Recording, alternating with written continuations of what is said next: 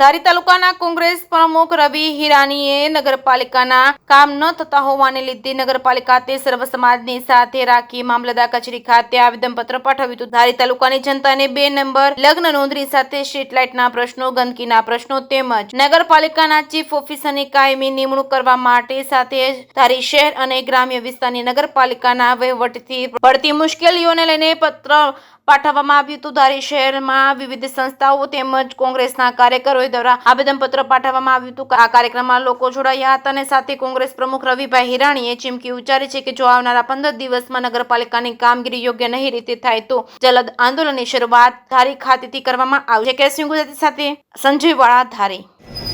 વટહુકમ દ્વારા ધારીને નગરપાલિકા બનાવવામાં આવી છે। 4 પંચાયતો ભેળવી અને વટહુકમથી જે નગરપાલિકા થઈ છે એ નગરપાલિકાના અંતર્ગત આવતા જે પોર્ટલો અને કામગીરી છે એની અંદર સદંતર જે ધાંધિયા ચાલી રહ્યા છે એના વિરોધની અંદર અમે આવેદનપત્રો માટે પહેલાં નગરપાલિકામાં ગયા હતા અને 2 નંબરના મુદ્દાઓને લઈને પ્રાંતની અંદર ગયા હતા।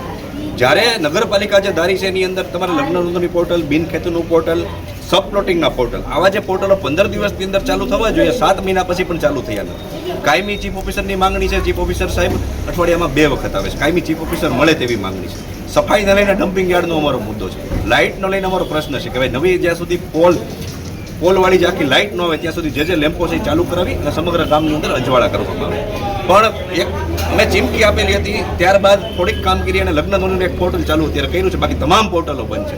સબ પ્લોટિંગને લીધે ઘણા બધા કામ અટકે છે। પ્રોપર્ટી કાર્ડ કઢાવવું હોય તો પહેલી પુરાવો સબ પ્લોટિંગનો છે તો પ્રોપર્ટી કાર્ડ નીકળે કે પછી પ્રાંત સાહેબની અંદર અમે જે મુદ્દાની રજૂઆત કરી છે એ 2 નંબરને લઈને કરી છે કે ભાઈ 2 નંબર છે એનું ટેબલ ચાલુ રહે જ।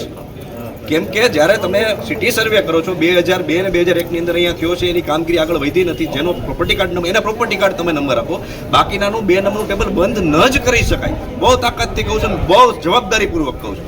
અને જો કરી શકાય તો તમે બધાય બંધ કરી દો। અમરેલી જિલ્લાની તમામ નગરપાલિકાઓ 2 નંબર આપે છે। આ 2 નંબરનો એક એવો પુરાવો છે જે લોન કેસની અંદર, વારસાઈની અંદર કે પછી અત્યારે અમુક ધારી ગામની અંદર મકાનો બન્યા છે, મકાનોને 2 નંબર ન મળવાથી એને કનેક્શન નથી આવતું લાઇટનું।